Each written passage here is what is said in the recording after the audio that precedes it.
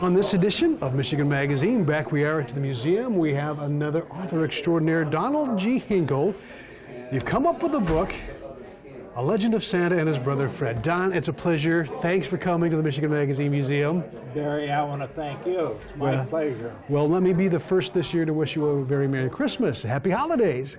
And you also. Well, I tell you what, you are a person probably who are giving that holiday greeting throughout the year because of this book here. This is an interesting concept.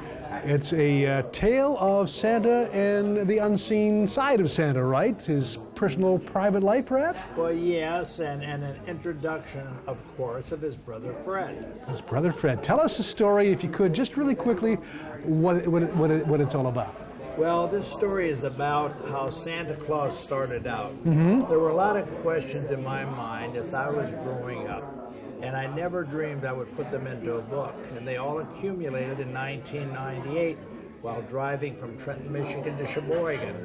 December 19th, 1998, I was driving along, and all of a sudden, all of these things came together, and I thought, wow, what's happening? And so as I was driving, I wasn't looking, mind you, I was watching the road. I wasn't looking at where I was writing. I was scribbling on a piece of paper next to me. And so for 5 hours driving up here, I scribbled down notes. And when I got up here, I looked at them, wrote it out, and everybody said, boy, you should make a book out of that. And so having an artist son, I wrote the thing out, sent it to him, and I said, how would you like to illustrate a book? And 18 months later, we had a book. Oh my, so this is a family project, isn't it? Oh, yes. Your son did the illustrations. Yes. And okay. He's a pretty good artist. He did the poster for the Traverse City Cherry Festival in 2005. All right. And he's done the Wyandotte Art Fair poster. And, so he does sculpting also, but he's starting to enjoy doing children's books. Oh my, and the detail is just amazing. Well, Don, you've been on the road signing books and telling people about this. How long has the book been out now? Well, it came out in the year 2000, and we visited a lot of schools, and we've gone to a lot of libraries, and we tell children how we did a book because we self-published this due to the fact I was 70 years old when I wrote this. And I went to one publisher, and they started giving me a little bit of a rough time, and I said, well, I can't spend my life looking for a publisher, so I learned how to publish a book, and so we did it. And immediately, you know, I had the book out for like 2 months, and everyone says, are you going to do another one? And I said, I don't think so. And then, all of a sudden, out of nowhere, the thought came to me. Well, my son called me one day and asked me, did I ever see a picture of gnomes painting leaves in trees? And I said, no, I never did know what gnomes did. And he said, well, they're little people like elves. I said, I know what they look like, I just didn't know what they did. You know. So he hung up the phone, and I needed a poem that night. I belong to a little poetry group in Wyandotte, Michigan, called Downriver Poets and Playwrights. No kidding. And we meet the first and third Tuesdays of every month. And so this happened to be the first Tuesday of the month, and I didn't have a poem written. So I got the dictionary out, and I found that poem. I found that gnomes live underground in caves and mines as guardians of Earth's treasures. Oh, I didn't know that. So I thought, wow, he wants to paint a picture of them painting leaves in the trees. So I decided, well, they must be miserable under the ground. And so I wrote this here story called Painted Treasures. Oh boy, now this one came after The Legend of Santa? This came out just last year. Just last year, okay. And it tells about how the gnomes were unhappy under the ground, so they climbed up into the trees. And when they were up in the trees, they said, you know, what shall we do? It's all very nice and we have a good view, but we shouldn't spend our time just climbing and looking. We ought to do something to get worldwide bookings. So the clever gnome Charlie suggested that they, since everything's green and it was dark and where we came from. Let's put some more color into the world. And so they decided to paint the leaves in the trees. So they jointly got together and they painted all the leaves in the trees. Now they decide to do it every fall. And it says, the moral is this, and the gnomes found it true: if your life is unhappy, find new things to do. Amen. And so anyway, so then I did my second book. So I thought, well, now my son, who liked to do sculpting and everything, thinks he might want to be an illustrator. Well, he wants to do a few more books. A few more books? Oh my goodness, he already is an illustrator. Yeah, now he has ideas. So this here's the revelation of Santa's brother Fred. Okay. And the punchline is, now does Fred look like Santa? Well, I'd say just a tad, but he wears a green white tasseled hat and looks more like your dad. There you go. But I have him started out as a young child, you know, just like regular kids, and he went to Sunday school and church, or we listened to what the good book says. And so he tried to be good. And they moved up north. The whole family moved up north, and they had to ride a reindeer every place they went. And one day, the two kids, Fred and Santa, were riding into town. They got stuck in a snowdrift. They didn't know what they were going to do, and all of a sudden, the reindeer jumped in the air and flew.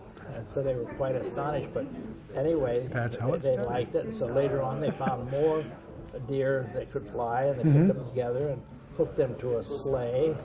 And then after they hooked them to the sleigh, they took a ride. They flew all the way up to heaven, and while they were up there, God heard and saw them and filled their sleigh with toys and asked them to deliver the presents. And so that was the first time they delivered presents.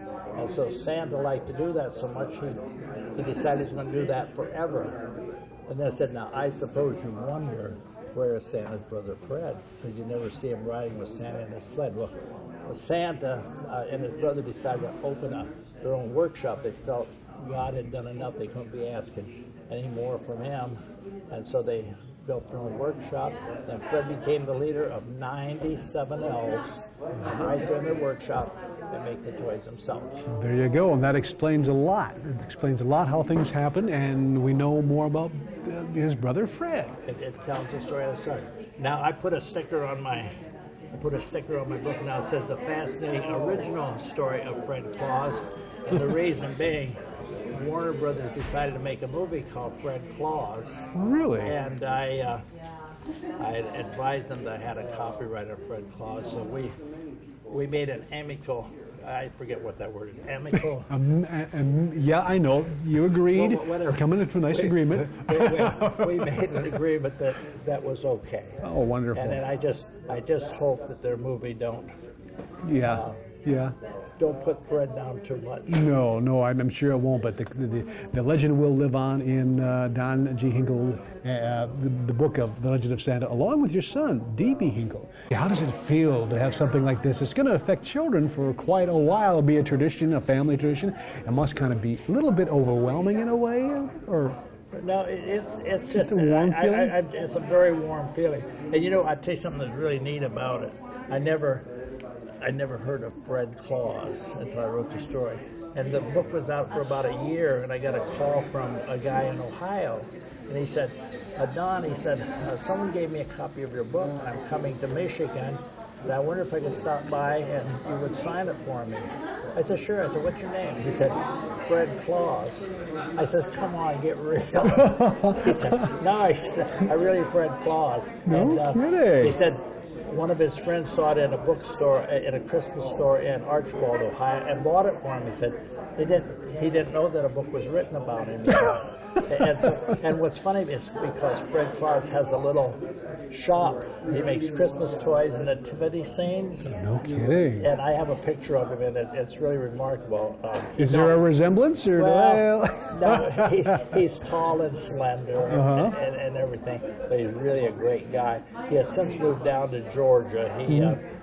he installed some kind of, forget what kind of equipment, but they transferred him down there, but we still keep in touch. And he sells my books in Georgia at his craft shows and stuff. And then I occasionally have some of the things that he makes. So I tell you, that the book has really opened up the world for me. I sold brick for 41 years. And I worked in the brick factory for 10 years and then sold brick for 41 years. So I had 51 years in the brick industry. And I enjoyed selling brick. I sold brick for Comerica Park. That was my last big job. My first big job was Kmart World Headquarters out in Troy, Michigan. And then in between, I sold a lot of brick jobs. And I really thought I enjoyed selling brick. But suddenly, I think I should have been writing longer. I wrote my first poem in 1994 for my grandfather's, well, it was about my grandfather's farm. It was called Down Home. And everybody said, you should start writing poetry. And so I joined this little poetry group in Wyandotte, and I met my fiance there. And she writes poetry. She's a little bit younger than me, and she's written a lot more than me. But she's really helped me put the book together. Well, thank you. Again, Don, welcome to the family here at Michigan Magazine. And the entire state of Michigan has got to get out and enjoy what we've got in our state. Appreciate and patronize our authors because we got a lot of talent out here. Your son, yourself. It's just amazing what we find as we travel the state the past 20 years, and I'm sure you're finding that also, too. I'm finding it. Well, I have a little place up in Sheboygan. I live in Trenton. I look after a lady after she's 98 years old now, and she's still kicking and doing really good. And so I come up here frequently, and I usually go up 75. But take the I'm going to back start roads. coming 33. There you go. There you go. Come on back. Come on home. It's a great route. Thanks a lot, thanks Mary. again, Don. Really Merry appreciate Christmas. it. And to you. Judy, Hello. we see you out of Punzel Pond, and you're so gracious to come over here to our Michigan Magazine. Well, thank you for the invitation. This is absolutely a stupendous place to Kind of be. an enchanting place, almost like your place over there. I think it is very much. Yes, Tidendal. Tidendal. I always get that wrong. No, it's a Swedish whatever. Swedish It's thing. like time is not known. It just goes on and on and on. It's not recorded. Basically, I don't know what I'm saying. What are you going to do this? Well, Judy, it's really nice seeing you here. I mean, people read about your stories in our magazine every quarter, and we know there's something enchanting going on, and you brought some really interesting things with us here today. Thank you. Now, these Yes. are kind of native to your homeland? Well, actually, the idea Okay. is they're actually made by Danes. Okay. And we come up with ideas for things, and they can do them so much better than we can because they have all the flora and the fauna and all the good things that go on in the woods. Okay. And they take them and put them together for us. This is a troll. It's a troll. Yes, Okay. he's the Tidendal wood spirit. You can see with his little leafy green appendages and things. And yeah, he's part of our folk tale. What's the difference? I was going to ask you, what's the difference between a troll and a gnome? Okay, Is there a basic difference? they're all fairies.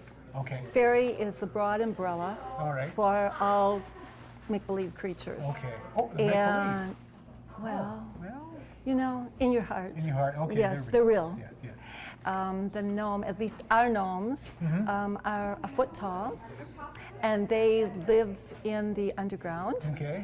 And, well, I guess you could read about them in the fall and winter Michigan Magazine, a little plug there. Yeah, there you go. And the next is the elves, Okay. and they're 2 feet tall.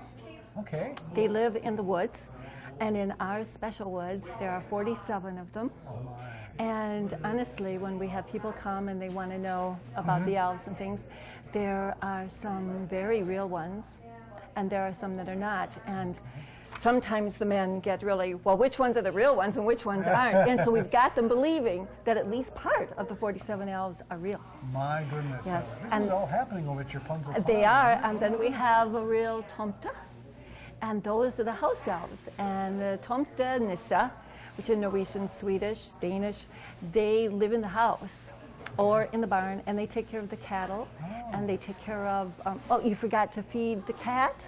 Okay. Well, they'll do that for Really? you. As I need long, some. yes, Okay, they're what- very helpful. As long as at Christmas, and we are doing a Christmas show, right? Okay, right, that's right. This is very important, that you put out a bowl of porridge like rice porridge pudding. And then the house elf will eat that, and he will feel kindness that you are being favored to him, and he will keep feeding the animals or you know, doing little chores that you left behind. If you've got to close the door, put extra firewood in or something, he will take care of that for you. But you can't forget the porridge on Christmas Eve.